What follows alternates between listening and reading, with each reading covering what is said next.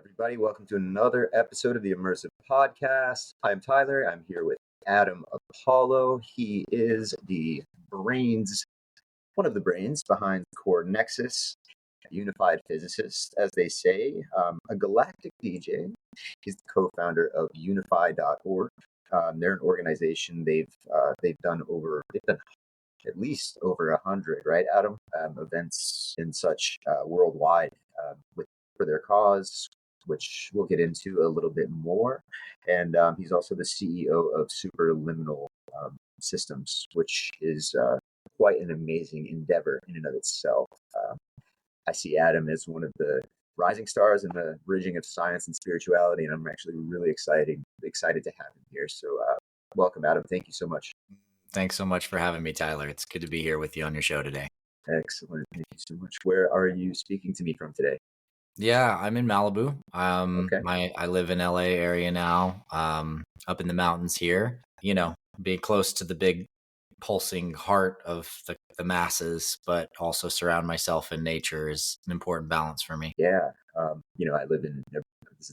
in New Hampshire, and this is the first episode of the Immersive that I've done in New Hampshire, and I live in Tampa, and I always say I feel a lot of, collective human energy in just being in Tampa. There's just the amount of people in the Tampa Bay area, and that's not much compared to, LA or New York or whatever, but just coming to a place like New Hampshire where there's hardly any people at all, it's a different kind of feeling, I guess. I don't want to say it's like a relief or a relaxation to be away from people entirely, but I don't know, a little toned down on the energy is nice once in a while.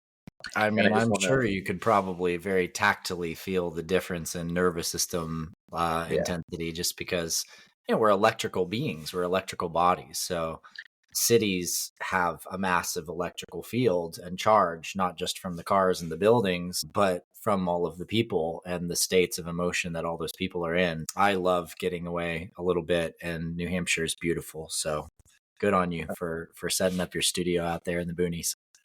Yeah, absolutely. It really is beautiful. And just a quick shout out, of course, to the affiliate sponsors. You see the hats, Galactic Federation of Light clothing for light workers. There's an episode, it's earlier in the series with Dante and Tavel of the GFL. It's actually a heavily light episode. Again, clothing for light workers, guys, really responsibly sourced, sustainable clothing. They pay attention to things like the frequency behind the product that they use in their products and what they will and won't mix together and such. They're even doing things like photonically charging their clothing before they send it out. Of course, that's a conversation for another time, but the link is in the bio, of course. And if you click the link, they just started doing hats. Use code Tyler33. A hat is free. So that's cool. And we always want to appreciate our affiliate sponsors. And one more, of course, Unified TV. The link is in the bio for a free trial for their streaming service. So anyway, let's talk a little bit more about Adam. Adam, my question for you first is, you have so much going on. You are such a multifaceted man. What are you most excited about right now? Between all the, we mentioned some of your many titles. What are you most excited about working? Yeah, well, my whole being has been deeply committed to Core Nexus for the last couple years, and it's by far the thing that's most exciting to me out of all of the work that I've ever done in my whole life. Frankly, it's the game changer. It's the magnum opus, art piece, so to speak. Okay. And a lot of that is just because of the capacity for change making that it can do. I mean, building Unify was such a beautiful experience with so many amazing people who have come in over the last, 12 years or so to participate, to help grow it. A lot of those people are close friends of mine, and some of them I don't even know. I mean, the amount of people that came in to support that organization was amazing. And I had a real formative role in the original vision and the working of it with Adil Kassam and Patrick Cronfley. And then we built an amazing team around it. I built out a technical infrastructure and some processes we could use to really capture and grow audiences. And then it began to really go and take off on its own. And I focused on building online academies and schools to bring education to that network and to other networks. I built the Resonance Academy for Unified Physics for Nassim Haramein, if any of you out there know that name. And I actually wrote the fundamental physics for modules 3 and wrote module 4 in order to help translate Nassim's physics and bridge it to our current physics. So it was kind of my doctorate physics, work. And so if you're a student and you went through the Resonance Academy or the Resonance Science Foundation's programs, you have me to blame for the hard physics modules inside of those. Sorry for those modules. Yeah, exactly. You'll only be better for them at the end, I'm sure. It's very true. It's true, because if you can't understand the way we've come to the logic that's understood by mainstream academia and physics, then you're not going to do a great job communicating and onboarding them to a new kind of physics or a better physics, right? You have to understand where we've come from to be able to better articulate where we're going. And so with Core Nexus, a lot of the articulation of that is about understanding that our social experience now, our social media experience, provides the foundation for our entire global communications network. The reality is we all talk more, share more, and engage more through social media than any other way in our lives. And because of that, we need to really look at what's the foundation of that communication system. And the reality is that, unfortunately, the bad business ethics that those systems have been built upon, including the incentivization to take your user data and sell it to the highest bidder, which has only caused them to want to, Absolutely. they just want to get more data. And the other side is essentially marketing being a primary business revenue format for these organizations. What it's done is it's incentivized them to throttle you and stop you from reaching your audience so that you will pay them to reach your audience. And they get paid more the more people you try to reach. So even if you've got millions of followers, these organizations are highly incentivized to stop you from reaching those audiences. So a lot of that problem was the original spark for Core Nexus. But as it began to really evolve and I built these online academies for over all these years, and was thinking about gamification and about how amazing it is that everybody has something to teach, everybody has something to share. And we can see that real time in the e-learning market, the growth of the e-learning market, people learning from each other just over and over and over again, year after year. I mean, it's projected to be itself almost $1 trillion a year by 2030. And then when you add, it's just insane, man.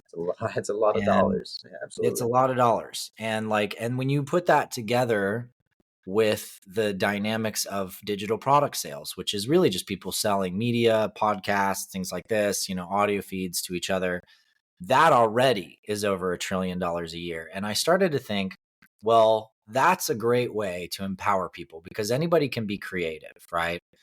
So then what happens? How do we not just empower people to do that work better and to make sales easier?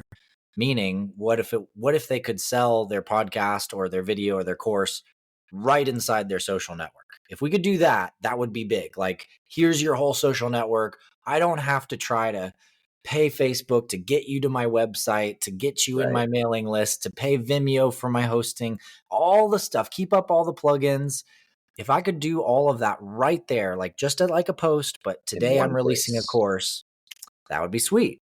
It would. But then I started going deeper, man. And I started realizing that if we could also get every single one of those product sales to donate up to the person, whatever level they want, to whatever area of impact they care about, and they could just drag a slider and pick the area of impact, then we would start be actually aggregating change-making money out of the system.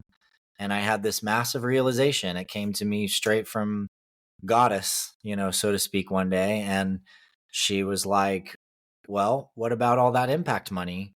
Couldn't you use that to pay people for jobs to make change happen directly? And I was like, oh my God. Incentivize positive change. Yeah. and I just saw it. It was like jobs could be quests. Right. And these can be missions where literally you get a group of people, go and clean up a beach or clean up a river, take some selfies, have a real world social moment that they just like did something good together. And now $100 hits their wallet, badges, points. They earn money, they earn ranking in the system. And all of a sudden, the whole picture of an entirely new regenerative economic model came into view. And that's very interesting to me, especially as, you know, somebody who creates content and Mm-hmm. you know, is in the podcasting space. And a lot of people know I'm also, you know, I have origins in the cryptocurrency space. You know, so I have a little bit of passion for the blockchain, and I've also kind of seen what's happened with it. You know, it can kind of go either way. Yeah, what it sounds like you're talking about is just merging every social network. And what I always say to people, you know, is like you can have 5 million followers on Instagram, for example, but it isn't your that's those aren't your followers. Those Wow. belong to Meta or Yeah. Instagram or whoever the, you know, the parent organization is, whether it be Instagram or TikTok or any Yeah. of the other ones. I mean, Exactly. you have those followers until you don't, until somebody at the company may or may not decide for whatever reason, and guidelines and rules and things change all the time. People, of course, ride the line way too hard and know they're towing that line, but then there are others who unknowingly break those rules simply because they've Sure. changed a little bit and lose everything they have, all their own, what they really perceive to be something that they've built. And in some cases, they've built livelihoods, they built businesses, companies, Mm-hmm. relationships, and Mm-hmm. that can be taken away. Uh, Yep. that's kind of a crazy concept. I don't know that a lot of people think about that, and Yeah. I don't know that everybody worries about it to the same extent as others. But Mm-hmm. whether we like to admit it or not, I think we're all attached a bit to our you know, our online identities in one way, shape, or form. You know, whether it be through gaming, investments, or if we really are big on social media and really big into, whether it be through just consuming or creating. Either way, it's more a part of our life than we want to maybe like to admit. Yeah. So Well, and tell the me a little. attachment's understandable because it's literally an extension of us now.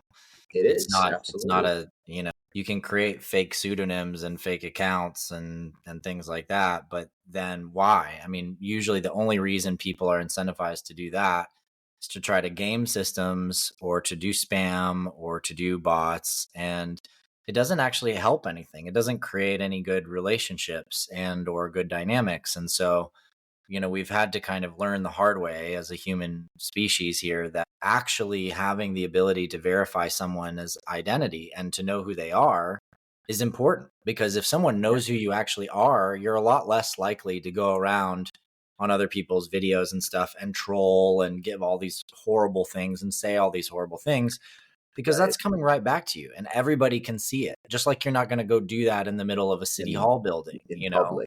Yeah, And of course. so it's we're growing in the realization that the digital world is an extension of ourselves in a really important way. Very well said. That's a very good point.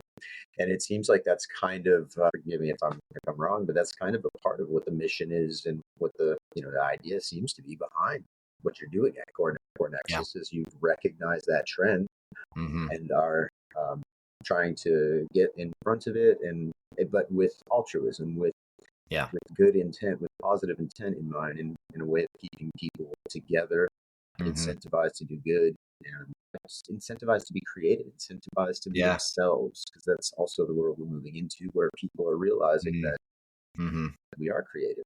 We're all creative. We all have value in that way.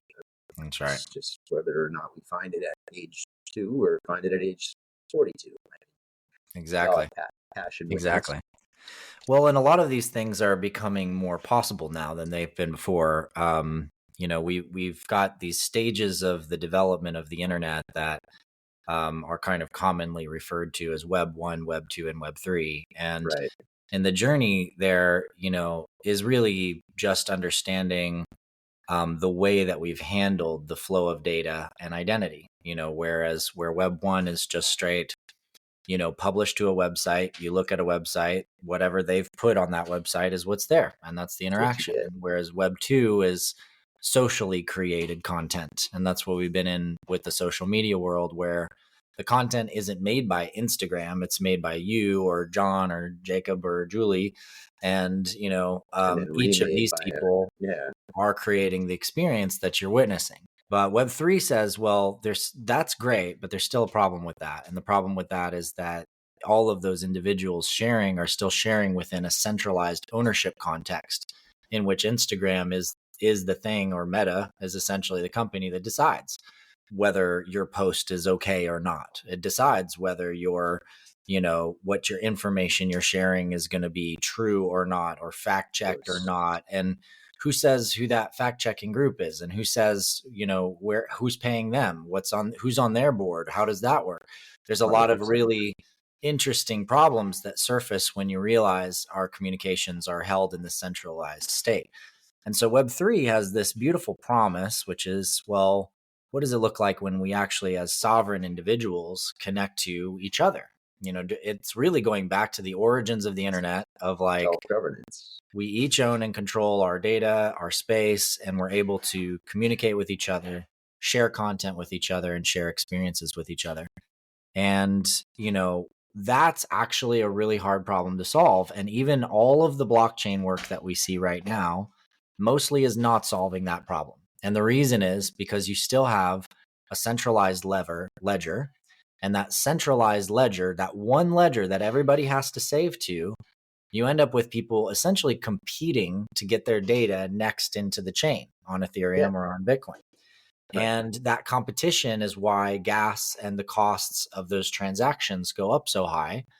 And in Very high. addition to that, if you have large scale financial holders within those systems, they can operate as what we call whales, which I'm sure you talk about a lot. And they're able to sway the governance and the balance of the system at will, which puts Because us in they, the of exact same situation we were in before, which is that, course, large scale financial sources, corporations, entities can then control the flow of money and the flow of experience. So projects like Holochain are absolutely critical right now, which they break open these boundaries and they say, you are actually an independent sovereign agent. And that happens at the decentralized identity level, but mhm, also at every level of currency, relationship, data, etc. So in Holochain, it's much more like, if I gave you $100, we don't have to let every computer in the world know that I gave you $100, which is exactly every what node, happens with Bitcoin, right. or Every node Ethereum. need not know of every personal transaction. Okay, I'm Exactly. following you. You got to process that across all the computers, which is Mhm. why, by the The way, gas is so high. Bitcoin, and it's also why Bitcoin takes up and uses more energy than all of the world banks, all their Yep. buildings, all their ATMs, et cetera, all combined. Yeah, I mean, in my opinion, Bitcoin is still holding the value that it is, just likely mostly because it's the one. It's the most recognizable by name, and Yeah. it's the first one. But yeah, Yeah. exactly. The way that it was set up initially, Hmm. um, there's clearly a scalability issue that we Yeah. already hit. And of course, things like Ethereum try to, solve that. And there's adaptability there, but that's Mm. like you said, there's still a problem when there's a whale, quote unquote, in any industry. Yeah. Just any entity or any conglomerate, which of course collaboration tends to happen at the top of any competitive endeavor with large influence, realize that we join up, then we can have all the influence, or at least enough Mhm. of it, 51%, whatever the number is, to like you said, sway the tides. In the case of cryptocurrency, sway Yeah. the price, sway the investment. Right. It's, Right. it's become different. Yep. Exactly. And, so they can be improved upon, but the result was still that with any centralized blockchain in the way that we have them now, I mean, they use the word decentralized all the time, but all that means is it's that multiple people can check whether a transaction happened or not. But the reality is that it's still one ledger that's being updated around the Of whole course. world. And that's supposed to ensure that we don't duplicate currency and things like that. But also that's not how the real world works. Like if I give you $100 bill, you just need to know that it's a real $100 bill. I need to know you are who you say you are. You check the token itself to make sure that it was minted and Hold it up validated to because the it's got encryption on it, as a yeah, physical object. And then when you take it to a bank, they also verify when it was created, etc. And they don't check all of the transactions that thing went through, but we can do that too. And with Holochain, that's the way it works, is that the token itself carries a lineage of transaction and the individual carries a lineage of transactions. So that's also critical, because if I tried to create a fake transaction, well, that's going to essentially permanently show up on my chain, on my identity chain. And that's not a good thing, right? Like that, talk about a dent on your right. credit. And it's not about, some centralized entity judging whether or not I'm a good person or not. It's actually just about trust between people. So I'm not going to do exchanges with somebody that's broken their chain and created false transactions over and over again. Been And I'm proven just not. mistrusts in the past. Yeah, that's kind of the way it works. And if we were in a small village of 100 people, it gets around when somebody's broken the trust of others very Yep. quickly. And Yep. that's kind of what you're talking about. I mean, when we Yep. own, and I'm sure not everybody is fully 100% understanding of how the blockchain itself works and everything Hmm. like that. I think it's something that people are going to come to understand in the coming Hmm. years, just by whether it be by force or by them becoming interested on their own, or just adapt, or die. I mean, it's going to be something that's a part of the future in some way, shape, or form. Does Yeah. anybody have a perfect vision of how? I don't know, but of course, Web3 is the future. It's next, but it would be amazing for us to be able to be sovereign individuals in the digital space and own our own data. Yeah. Yeah, In a exactly. sense. Exactly. And the other thing with Holochain, just to wrap up that piece, is that, when you have fully agent centric identity and data storage, it completely reverses the problem that you end up with server farms with large scale data exchanges. So, And the right energy now, if you associated. try to go watch a new film on Netflix or on Hulu or whatever it is, you're going to their server farms. And when they get swarmed, that's when you get the error, that pops up. And it's like, sorry, we can't feed this to you right now, because literally all of our computers are busy, right? Like it's like busy signal kind of thing. But when you're dealing with a decentralized data network like this, what happens is that when someone posts something, when it becomes popular, more and more people are sharding a component of that data, meaning that they're keeping a specific shard, a piece of that data, and all those shards together make a crystal, right? So Right. now all of my friends that happen to watch this film or this media have a little piece of it, just like back in the day with BitTorrent. And so when I go to Right. watch it, it loads 10 times faster just because it's using my own Because network to people are help using bring it. me the data, rather Right. than just trying to get it from one giant server farm, owned by some giant corporation. So Right. this is another one of the reasons why Holochain is such a game changer. And because everything is processed locally, and computer to computer, essentially zero gas fees on almost anything. And you can also do many different kinds of currencies. So you can do, fiscal, financial currencies, but you can also, like, we built a trust graph, which is an open source project. You can go to trustgraph.is or .io to check it out. And it's a We'll put the system for links in the bio decentralized for sure. reputation and trust. And that's a mechanism we're using to sort of surface the metaphysics of our trust relationships within the digital sphere. And you can also do other kinds of currencies, like our impact point system will be on Holochain, and the badging systems. So you can have different, third party impact organizations validate the badges and the accreditation that someone should receive after doing certain kinds of change making and impact in the world. And that just all of a sudden, again, flips the head on the power structure and says, anyone, anywhere, and anything can develop capacity, trust, skill, credibility, and become leadership for the future of the planet. And for me, it's like gamifying planetary stewardship is the game. That's the real big game. And yeah, because that sounds incredible. Because Thank you. what that kind of means to me, in metaphorically speaking, is gives it levels the playing field in a way that isn't, a complete and total redistribution of everything. At its core, what you're describing seems to be a true meritocracy, where the incentive in nature is altruistic and Mm-hmm. positive. So nobody's incentivized to cause anybody else any harm. Why would that be incentivized? Right. The only incentive is to provide value to Right. others via your creativity and your time and your data, but you're incentivized to receive as you Mm-hmm. give from that. So Mm-hmm.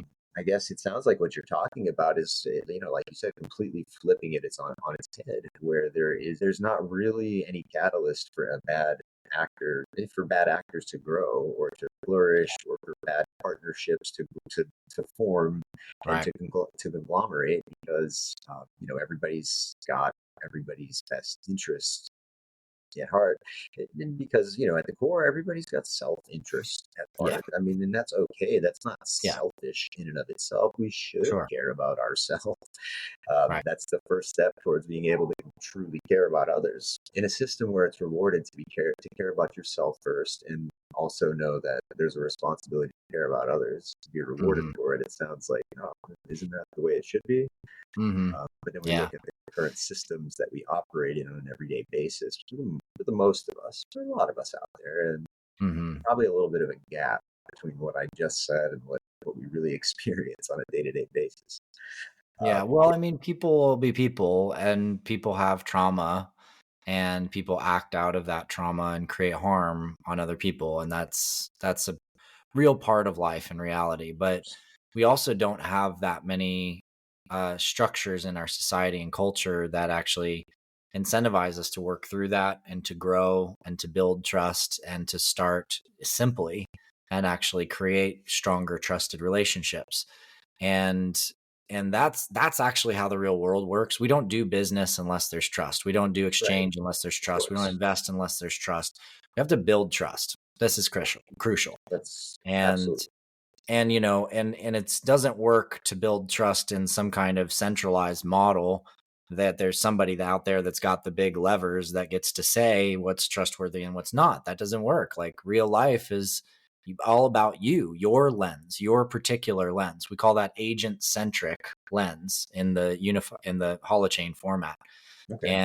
And so what this means is that, you're creating your own trust graph. You're creating your own tree of connections. And I might trust someone deeply in their work in physics, but not trust them in their relationship skills. And I might trust somebody else for being an amazing cook, but I don't necessarily trust them for massage therapy, right? Right. And so I Everybody's go to different people for different things already, because I naturally trust people in certain areas more than others based on their sharing and their skills. And so this means that I could have a friend that I'm connected to online, and maybe they do a flat earth post, and I'm like, "Oh wow. Okay. So did not zero know that. trust in discernment of fundamental sciences and observation. However, maybe they're genius when it comes to great recipes of what you can do with avocados. And so I'm Right. like, I want to know their avocado, their Right. guacamole recipe. Yeah, But I absolutely. don't want to see their science stuff, because I don't trust them in that area. And so this enables us to actually have more real spectral relationships and realize that, no one's bad in every way. There are people that are definitely bad in certain parts of their lives, and that's usually because of, as I said, pain and trauma. They were hurt. But that everybody's redeemable, and that you can actually, by understanding these dynamics of trust and seeing how it actually affects your digital relationships, I think we're gaining a natural teaching and mirroring that can help us better understand how to have our relationships throughout our real lives. And that's the goal, is to augment consciousness in that way. Absolutely. And that's actually it's particularly impactful just by nature, yeah, to our young people out there Mm, who are growing up in a world that's more and more digital. yeah. They are more tied to the digital world. Their consciousness is more tied to the digital world, just naturally, Yeah. somewhat of more generational. my generation, people older, of other generations past, the kids growing up now, Yeah. Today, and I'm talking, kids 10 and below right now. I mean, Hmm. their identity with the digital world as they grow older will be almost non-recognizable from Yeah. that of their parents or grandparents, which Right. doesn't necessarily have to be a terrible thing. I mean, nothing Mm. has to be innately terrible, but Mm. Hmm. I think self-governance is Mm. self-governance, sovereignty, and the type of thing you're talking about is typically the best way to go about things. Hmm. It's just we often see it corrupted in real world applications. When did you get started with this aspect of Core Nexus? What really sent you down this path? Was it was it like the boom of TikTok? How far back does this passion of yours go? Yeah. Well, I mean, originally, the initial visions of sort of creating an alternative to the massive centralized social systems happened about 17 years ago. Okay, Um, it was in a period where there was MySpace and Tribe. Tribe.net was kind of bringing in the collectives of alternative thinkers, and it was great. It was a great site. People actually really deeply wrote in it, deeply connected, did lots of poetry. There was a lot of, creative writing. It was a very different kind of deep level relational dynamic than there is now with just like, you've got 3 seconds. Are you making an impression or somebody swiping on, moving on? yeah, Um, the attention span and has certainly changed. Yeah, yeah, yeah. But, Tribe struggled with scaling because they didn't have a good financial model. So when the users really exploded, the whole site got really slow. And right around the same time, Facebook was growing and people were trying Facebook, and there was nothing great about it, nothing special about it, except that it ran they fast. just didn't crash, It didn't right? crash. Wasn't that It what ran was special fast. about it? Yeah. And you could, you could get on there and you could make friends and you could share some of the same things.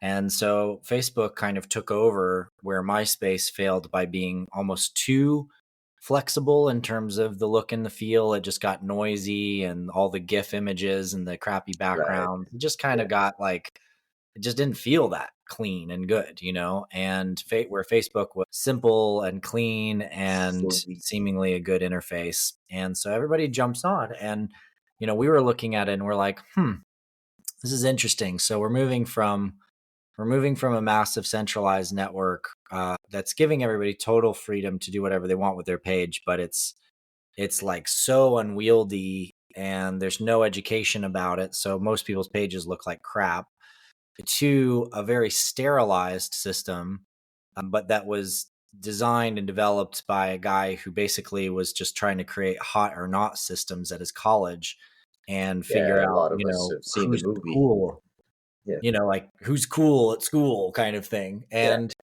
what's hilarious to me is that over the years, watching that develop, it was like, I see, like we actually are still creating in these systems that Meta now owns in the same line of thinking that it was created by originally, which is how cool are you and how many followers do you have and are you hot or not? Like that's it. That's Are literally the algorithm. It's a college dorm room is what we're yeah, in. Our global communications network, not much the biggest different. one, are college dorm rooms. It's kind of a college dorm room. Yeah.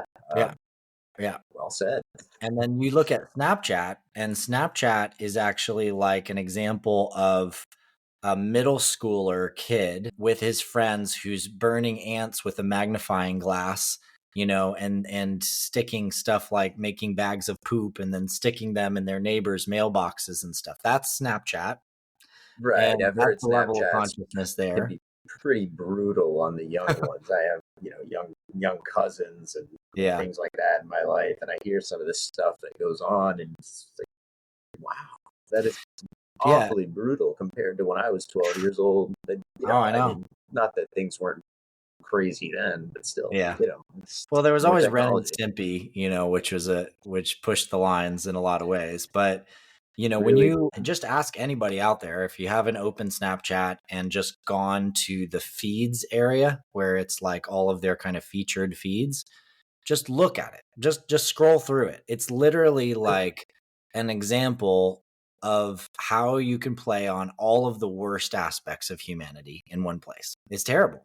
And Yeah, then, TikTok's magic is that, with great video tools, great, self-expression tools, video editing on the fly, it's really empowered video creators. And I think that that is an awesome thing. Just like there's a great thing to all of these of systems. course. There's a good Um, aspect to that in the sense yeah. of, I've seen a lot of really great and altruistic small businesses start from TikTok, start from Yep. where they would not have been able to start otherwise, I don't think, before having that tool. So I agree with you. Yeah, there's definitely Right. positive aspects Hmm.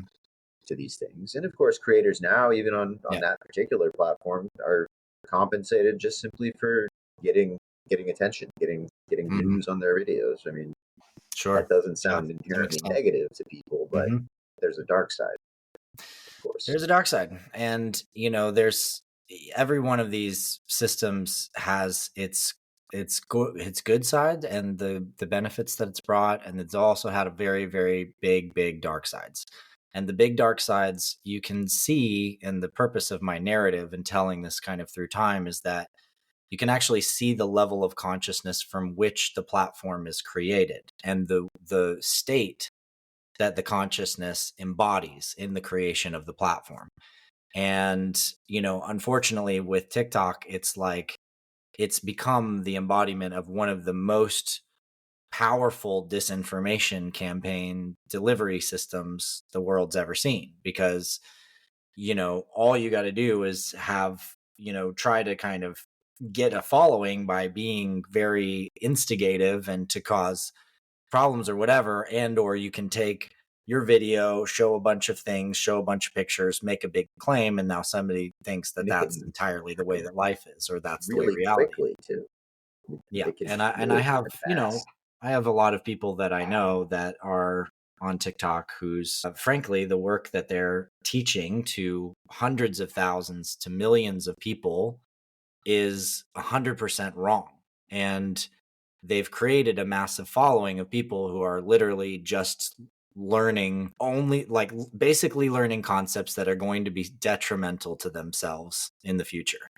And it's really sad And because it's that's like, it's a sad story, is what that really is. Yeah, yeah, yeah, it's tough. I look because at the kids that are getting caught up in the videos about Tartaria, for example, right? It's a really good one because while there is a real and validatable concern, which is that history is not the way that it actually has been. And that's true in a lot of cases. The indigenous stories are different from the story of the of victor of a course, war, etc. If we go back to the origins of Egypt and the origins of different major sites on the planet, we know that the technology at those times could not have built the structures that we see, and that those structures point to an earlier civilization, probably that existed globally around the world, like Graham with Hancock says, higher before tech. the end of the last ice age. And that every brilliant researcher that's been already fighting the archaeological narrative, by the way, for the last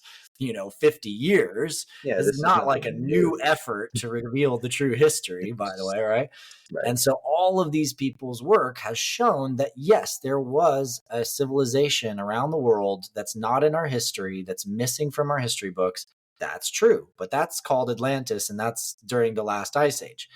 But to believe that during the 1700s and 1800s, there was a super advanced civilization using buildings to capture electricity, and that there was all this advanced technology and devices, and that somehow all It of was that was scrubbed from wiped from the everything. memory of Yeah, everybody, and everybody was reset into some other state, and that all of everybody's great grandparents were actually orphans, brought over to the United States. And so, but of course none of those stories are in anybody's actual family right. stories, and that therefore all the books in all of the libraries all over the world, i.e. the They're trillions all of books, misinformation. are all fake. In other words, how many levels do you have to go to realize to think that literally everyone in the world must be lying to you. And that's what happens with the Tartaria narrative, is that you get to a point where it's like, the only way for this to be true is for literally my ancestors and everyone else and all the writers and all the people in the world have lied to me. And For that is there a to be no dangerous, grain of dangerous truth, thing. no Yeah, grains of truth at all within yeah, any of it. And that's, there's it's definitely a dangerous, slippery slope there. yep. That's a really good example.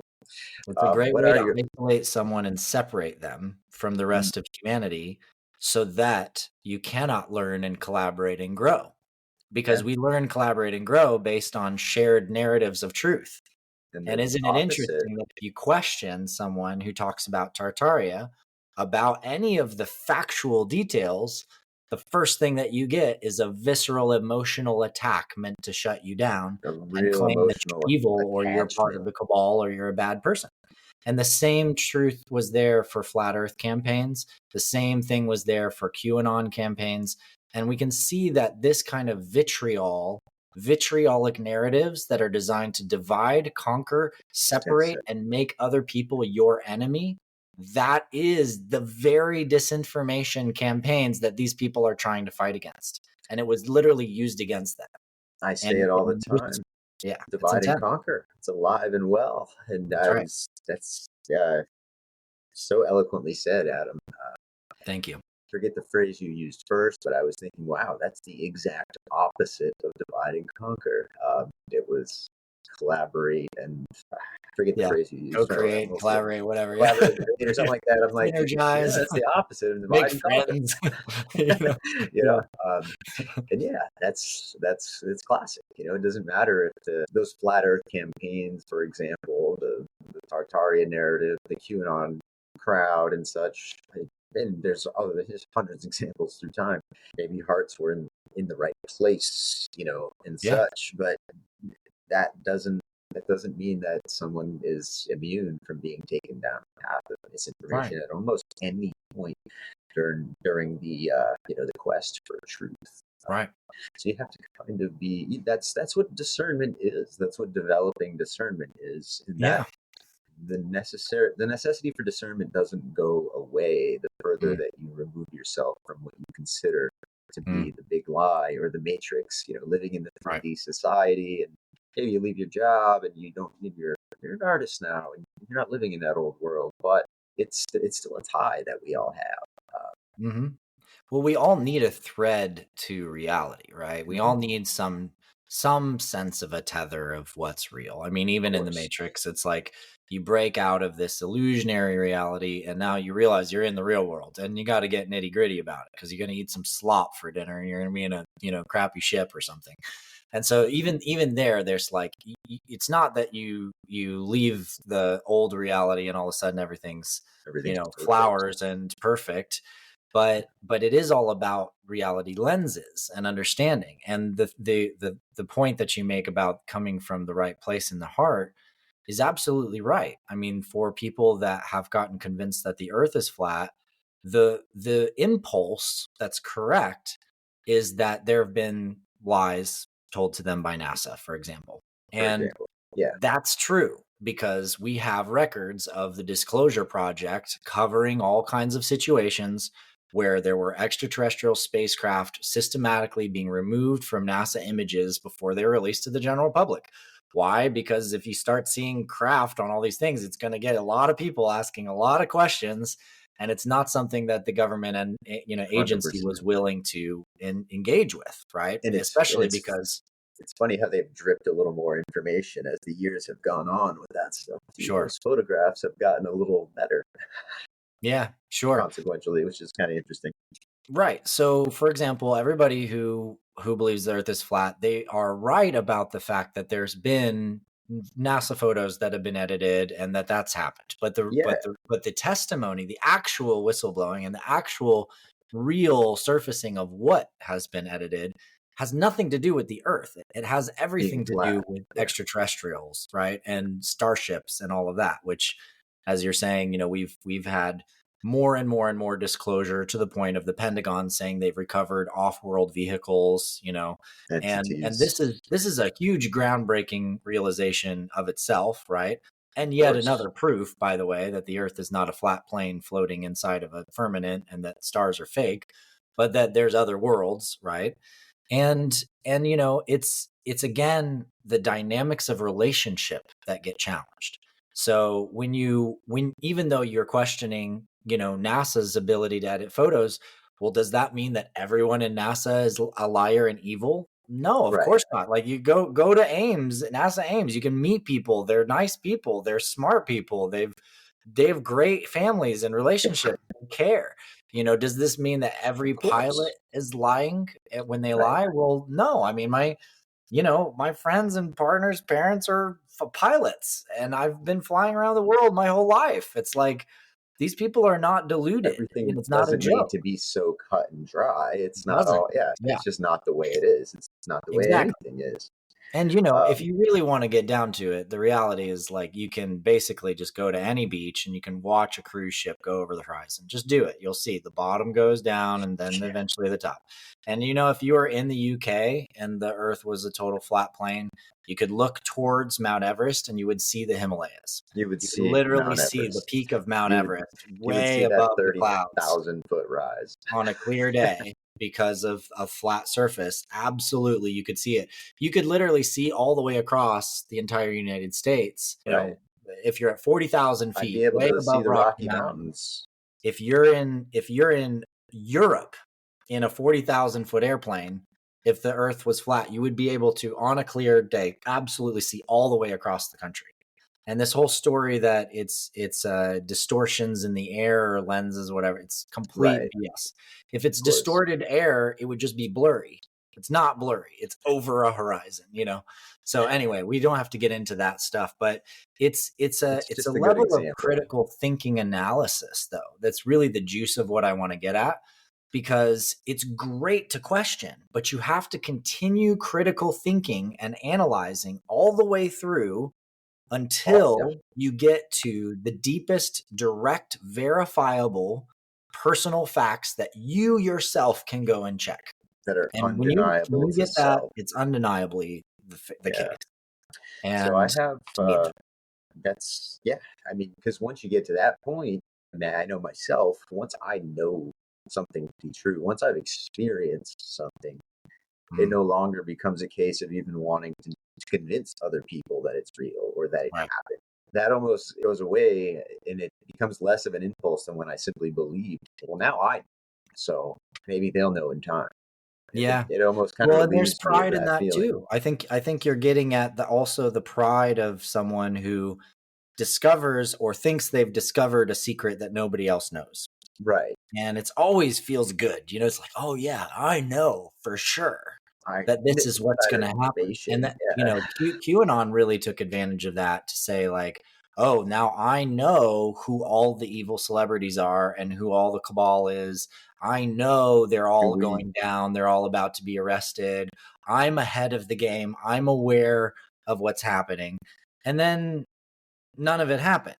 So, like, and we but see a then little bit all of the people are leftover of still that left now with too. thinking that all these people are evil and all of Yeah. this is evil, and they don't trust any of these people, and they think that all of that is, this whole horrible narrative, which also still, again, It's it's these both. things are like, you could call it a shit sandwich, a shit sloppy Joe, where it's like there's some truth bread and some truth bread, and then inside it's just It's a all lot of feces, shit. right?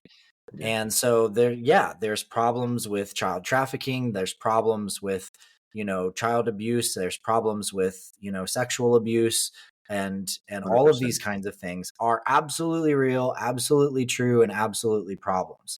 But 100%. But the is it narrative everybody? crafted around those things were created to essentially detract people away from the source of those problems, because you got to realize these are giant financial industries.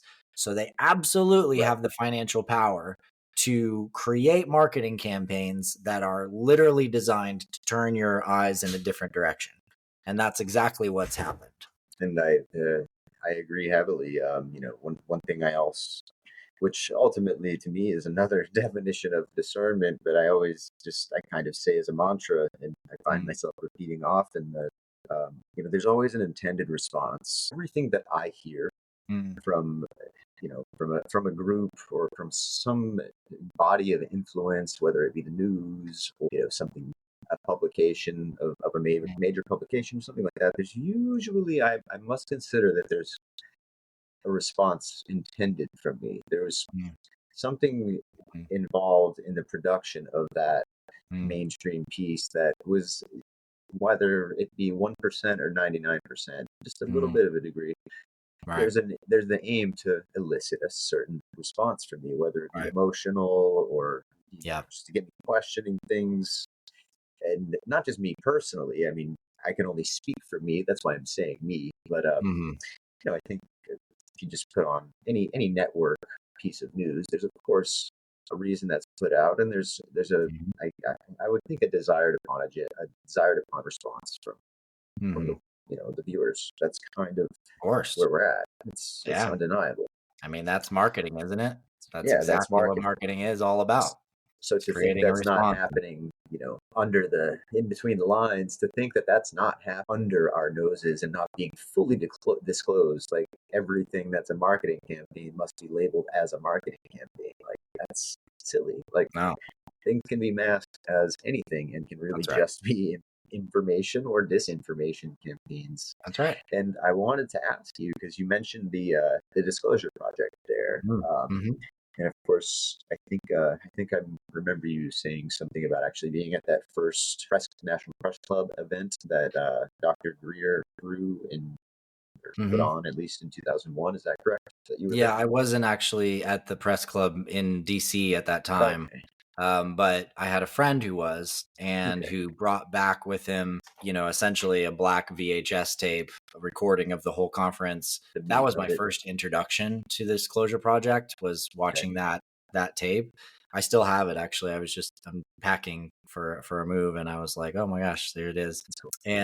And so, but because of that, watching that, Greer lived in Asheville still at the time. I don't know if he still lives there, but I was living in Asheville and going to Oh, okay. UNCA, and he came to speak at UNCA. So I went to his talk at UNCA, Yeah. um Cool. and watched his presentation. I bought the big thick disclosure book I still have on the shelves here behind me, and read through a lot of these cases and a lot of the things, and yeah, really just saw the groundbreaking work that he'd done by pulling together all of these very, very clearly verifiable resources into one very clear, unified narrative and perspective. Yes. Absolutely. Yeah, definitely a big deal for me back in those days. Yeah. And that's and the reason I ask is, I personally, not as much so now, but just upon really reintroducing myself to, a path of spirituality and starting to have extra dimensional and extraterrestrial contact experiences through just kind of taking that trust fall into a new existence. I mean, I'm not going to continue to repeat my story. People have heard it before, but some years Mhm. ago, I basically just left my old existence, which I've had Mhm. I've worn many hats over the years. I was a Yeah. touring musician for many years. I did some, well, which were illegal at the time, not anymore, things for some years with some Hmm. plants. And Hmm. then I was an interior designer for a lot of years, just corporate America Hmm. type stuff. But I was still doing art, so it was okay. But Yeah. I just left some years ago. I completely left that life. I don't know. I had the tradition. I don't like to say the cliche things like I had a spiritual Mhm. awakening. That it's kind of what happened. I just had a reintroduction to things that I have been really involved with, certain books, certain principles, Yeah. meditations, things like that I had involved with when I was younger, that just came back like a wave, and also like a magnet, just kind of pulled me towards a space of Mm. completely seeking inward. And Mm. it's like, who is Tyler? Yeah. Um, but then during that process, of course, naturally I found some of Stephen Greer's work. Not that I had Hmm. seen it before. I started using the CE5 protocols and just, seeing what they were about and things like Yeah. that. Actually, even though I was open, to my surprise, they like really worked. That was actually how I had my first, like, wow, this is legitimate. I even had somebody with me who's not somebody who would like believe, even if something was right in their face, they would think it was a Right. dream. Right. And I was lucky to have a person with me during this experience because they were Yeah. just flabbergasted. And I mean, I was too, but Mm, it was cool to mm, have a quote unquote non-believer there during totally. that first contact experience. And it was, of Yeah. course, I never Mm, like to credit one person because, yeah, I don't know Dr. Stephen Greer. I've heard mhm. mostly good things about Dr. Greer, but Yeah. He's a yeah, it nice was guy. something that definitely at least led me down that path. Hmm. What do you think of the CE5 protocols? What do you think of Disclosure Project as a whole now, versus 2001? Do you think that they're kind of on the verge of disclosing something, or Well, do you I think mean, that? it's already happened. It's been happening for the last few years. Everything that both Greer's pressure and Stephen Bassett with the citizens hearing on disclosure, they've created the pressure. The pressure's already been Yeah, popping open the secret cabinet, so to speak. In terms of CE5s, I had my own deeply profound galactic experiences in 2005. And before that, it made scientific sense to me. But I never had the direct experience besides just seeing lights in the sky, ships in the sky, things that I couldn't explain. Um, I hadn't had the really deep, direct, visceral, personal experience that would connect my relationship to these beings out there, to understand them, to understand what was really going on. And so when I went through that in 2005, I gained some capacities and skills that enabled me to have CE5 experiences myself whenever I wanted. I didn't Greer, I don't think even had used that term yet or hadn't popularized that term, but I started traveling yeah, around and I had friends who I would be like, "All right, you want to see a starship? Like let's go out, let's call them in." And I would just do that. And I realized that half the time it was really cool. The other half the time it was kind of like people's minds would open for a minute, but then they're just like, they have such a hard time believing that, like, what, like, how do I fit this yeah. into my reality? That it was easier to question it and shut it back down rather than stay open. And also, just seeing a phenomenon in the sky, like a ship flying and then suddenly doing a check mark shape, for example, is one thing that's really profound, but it's a different thing to actually have a conversation and to be And in deep communion. to And feel so that I got conscious contact. Yeah, exactly. So I got people more into the focus on that, on the telepathic communication, the constant contact. And I started doing a lot more training of people of astral travel, remote viewing, building the skills that would enable them to have their own profound experience, whether that was by astral traveling to another world or meeting astral beings, coming projecting in from a ship that's around the world, around the earth, and just looking at, when Steven started really releasing the CE5 and seeing that wave of people getting to have those experiences, I just celebrated it. I cheered it on big time because of it course. really does come down to personal experience. And you can talk about these things all you want, but until you've had a really direct personal experience, it's all still disclosure and logic and, Yeah, who's the bad guys and are they manipulating us? And, are the Zetas coming to take us over? Whatever it is, yeah. it misses Arcturian the this direct and relational Tau context. Ceti that. And, who's coming Yeah, first? Who's good, bad? Reptilians, Greys, this, that. exactly.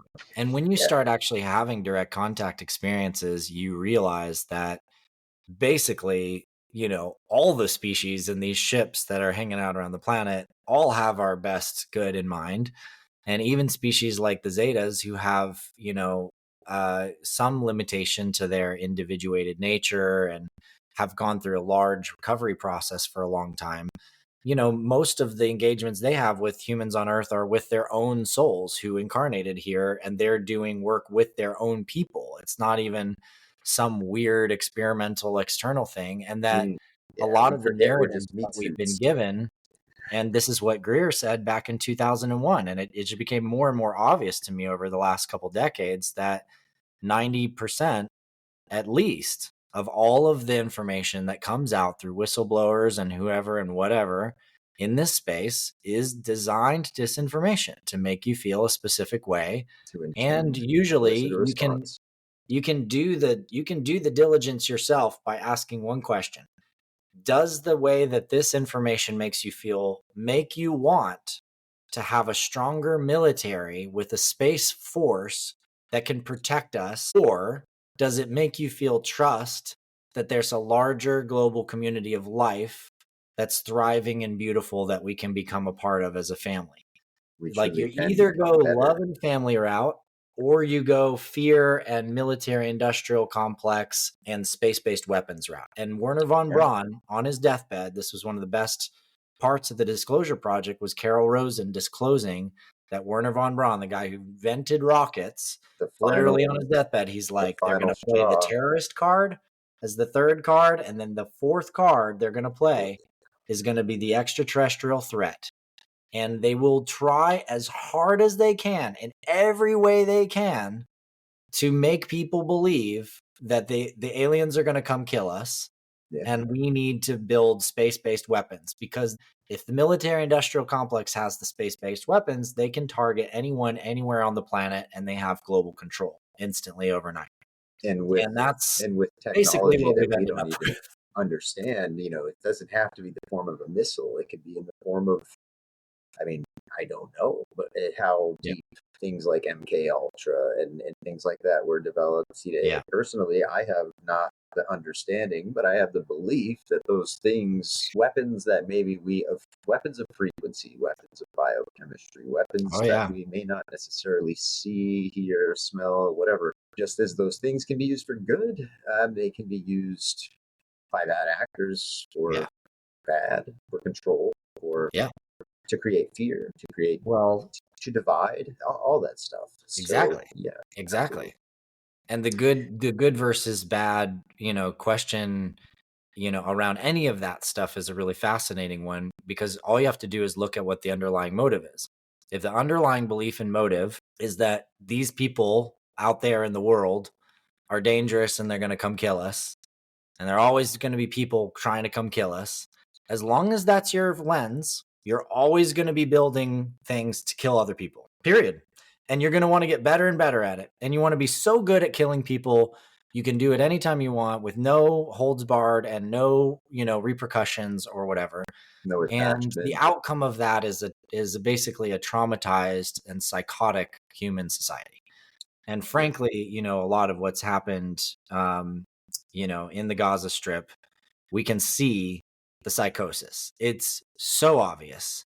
Like, I'm sorry, guys, it's not a Zionism versus the Arabs. That's not the question at all. Actually, it's about control, and it's about psychological manipulation, and it's intense. And we need to look at these things as like realizing that our governments and the leaders within a lot of our military systems, they're want people on the planet with the most trauma. They're the least qualified to be ambassadors for us to other worlds. They're the least qualified to be the peacemakers that actually make the world a better place, because they've not yet, they don't have a clue how to actually do conflict resolution at scale. You don't do conflict resolution at scale by just turning around and slaughtering the other people whenever you get a chance. It doesn't work that way. Building a bigger sword, wielding a bigger sword. Yeah, that's right. That's rarely ever been the way to get things done permanently. It may have been effective in the past at controlling things, but it's never brought us any closer to being a level 1 society. Right. That's for sure. Well, that's great. I was interested to hear your thoughts on the Disclosure Project and Stephen Greer as a whole, because that's something that actually, and it wasn't, like I said, it's not just Stephen Greer. It's just some of the things that he talks about. And the other one was suppressed tech. During the time when I was really just kind of looking at my life and a lot of things, and just seeing them with a different mindset, a different mental framework than I had previously.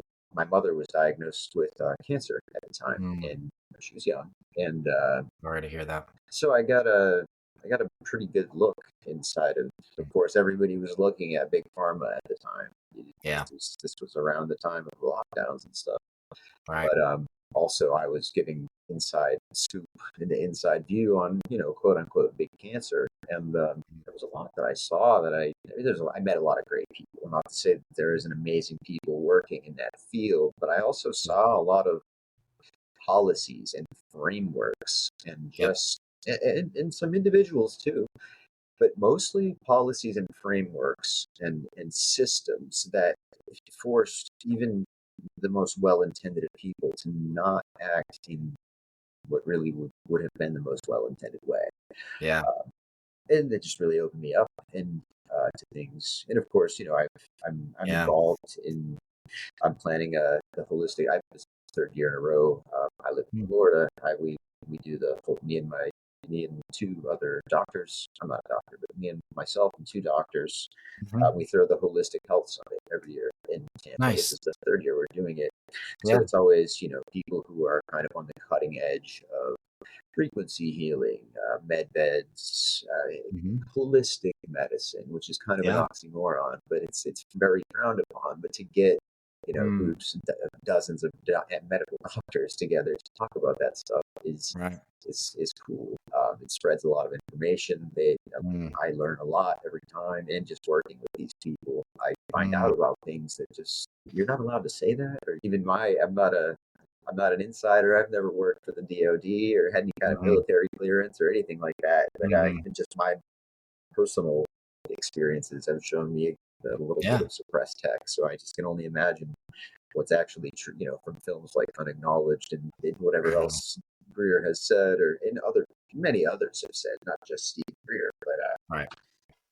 yeah, Right. that was something that I was like, I really bought into because I Mhm. saw enough of it to believe, yeah, that's probably happening. Yeah, and like one, I just want to say, amazing that you do that conference. I really appreciate that and support that. I actually was just yesterday at a center here in Malibu called Q360. If anybody out there listening is in the LA area, I highly recommend getting out there to Q360 in Malibu. It's in this place called the Compass Building, which is just past Pepperdine University, going out towards Malibu. And yeah, it was amazing. I happened to arrive there. I met there's a couple that I met at this recent community gathering that was honoring my work with Core Nexus at the Mystic Manor in Venice Beach, and they invited me to come out, and I went to check it out, and I arrived, and the gentleman was working on a guy who, um, he's a young kid. He's probably maybe, I would say, early 20s, if that, probably college age, and had a brain tumor. And basically they'd been trying to fix it. He has the scar across his entire skull, A lot of and effort put into. they put him on chemotherapy and radiation therapy. And the cancer was just getting worse. It was like they couldn't get rid of it. It just kept getting worse. So he found this place and started going there just to try something else, new treatments. And the system that they're using at this facility is it's a Russian frequency based system where this group of Russian scientists mapped, like, basically they mapped the frequencies of everything they could possibly try to get mapped, Anything and they then could. built a frequency system that just essentially uses light, and you wear it like a headset, like a set pair of headphones, and it's got light emitters and diodes and receivers in it, and it basically shines light through your brain and then also receives the feedback from the light, and it's able to go through and scan all of your entire body and identify frequencies of things that are either in health state or harm state, viral things and other things. And I tested it yesterday myself, and it did some Oh, amazing work on me that felt so good. I mean, and you're literally just sitting there in a pair of headphones. There's no sound or anything. I'm just having conversations, but I'm watching this thing scan my body and adjust the frequencies. And the guy that had this brain tumor, he came in for 12 weeks, and then the tumor was gone, completely gone. And he went back to the incredible. doctors, and they were so shocked. They didn't know what to do. And he was asking, can you just give my documents and reports and send it to the center? And they were like, no, we can't. They We're don't not going want to it. do that. And he's like, okay, so are we good? And they're like, no, we're going to keep you on the chemo medications. We're going to keep giving you poison, Yep. essentially, Yeah, I saw because that. maybe this tumor will come back. Come And it's back. like, wait, so the tumor's gone completely, but you're going to keep charging me like, 15 G's insanely a more than like session or a whatever. year of Yeah, a a lot. very, very well off person's salary to poison continuously, and hurt all of the rest of my systems, even after my tumor is gone. Like, the level of psychotic malpractice that I witnessed in that moment, hearing this guy's story, um, the guy doesn't even know what to do because his mom is like, I don't know, I guess we should still just trust the doctors and keep taking the It's hard. poison, Yeah, the chemo. I say poison the instead of chemo because poison. it literally is I mean, poison. it is. Um, A lot of them are platinum based for people who haven't had any experience. There, a lot of them are yeah, platinum based medicines. For, radiation. Of course, is radiation. We know what that is. But yeah, yeah, they're not pleasant. Yeah, yeah. I saw a lot of that very same thing. A good example, one that I saw a lot, was just simply even mentioning any holistic treatments, anything that Mhm. could only maybe help to a lot of doctors. They would immediately almost threaten, if not threaten, at least say that they're not going to treat if you do that. Right, I'll stop. I will not run your blood work if you do right, that. But right. I mean, if I start drinking this certain tea that I can buy at the store, like whatever, like just non-invasive stuff, just really simple stuff. If I Yeah, switch to an alkaline diet, if I whatever, just little things like that, like yeah. it's almost Wow. I heard that so many times, just going through that process as a witness. Just if you do that, we won't even. It was like just they wouldn't want to touch it with a 10-foot pole, and Yeah, I just found that to be very crazy. And totally of course, crazy. towards the end, even when things became rather apparent that it was there were no real need for any more measures, it was still very much like this is Yeah. covered, etc. Just happy to do whatever they can, Hmm. which isn't always the best thing. I mean, it may be sometimes. I can't speak for everybody, but the Yeah. situation that I experienced with my family member it was rather traumatic for a lot of us in the situation. Yeah. It opened our eyes a lot. Yeah. Sorry to hear that. And yeah, it's yet another area, kind of industry in the world, major, major industry in the world that's needs disruption. It's ripe for big disruption. And And that's you look at the dance between the oil and gas and the pharmaceutical industries on the planet, and pretty much right there, you've got all of the financial mechanisms to make evil, to destroy life, to kill the planet, to kill people on the planet. to keep it And a nice, well-oiled machine and it's loop. a very well oiled machine. Yeah, no pun intended, I'm sure. But yeah. Right, Um, right. but yeah, anyway, Tyler, it's been great talking with you, man. And I know Yeah, it's been a lot of heavy topics, but I think there are things that are interesting and important for people to look at. And hopefully, absolutely. we've provided some context for people to continue questioning the world and the reality that they're in, and to go deeper with their questions, to get deeper into the truth, and to get There's to always know, how to actually discern fact from disinformation campaign, because it's a tricky information landscape out there right now. And yes, we it need people is. as clear and sharp and also as loving and in relationship with each other as they can be, if we Agreed. actually want to create a future of peace, and we actually want to create a movement towards real planetary stewardship and helping to ensure that our children have a world to live in for generations to come. Very well said. Thank you. Absolutely, Adam. So yeah, it was a great honor to have you today. I appreciate your time. It'd be great to do it again sometime. And I've got a lot of stuff coming up this summer and Mhm. fall events and things. I think I've seen your name on a couple of them. Some of them are rather large. So I think we'll Mhm. probably cross paths sometime this year, whether it be at an event or Mhm. something of that regard. So that's cool. I hope we can run into each other in person and have some more conversation on these matters. What you're doing is incredible. All of Adam's links will be in the bio to this video, his Thank you. Instagram, Core Nexus. I'll make sure to get all of that from him and his team. Everything we mentioned, all the links, all that stuff, that'll all be in there. So, Adam, if Mm. there's anything you'd like to, there's one question I wanted to ask you and ask you real quick. All right. Was there a book that you read?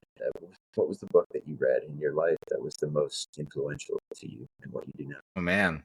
Oh, that's a tough one. That's a real tough one. If there isn't one, it's okay. I would say that my favorite series that I've ever read, out of just pure enjoyment of the brilliance of the writing, is The Wheel of Time by Robert.